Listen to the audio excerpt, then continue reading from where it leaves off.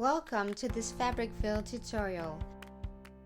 Today we are going to sew a flat collar. It's a simple collar that doesn't have a collar stand connecting it to the bodice. It has no volume and it simply lays flat on the shoulders and neck.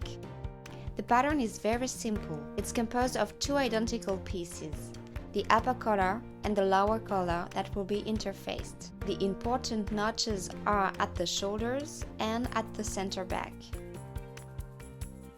I lay the two pieces right sides together and I sew around the contour. Then I notch the curve by snipping the seam allowance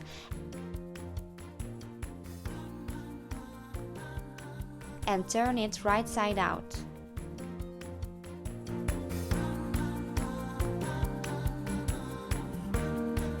Then I press it.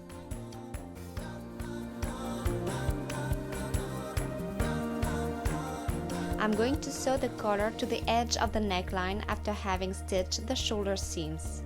I pin the collar to the neck edge, matching notches and shoulder seams and center back.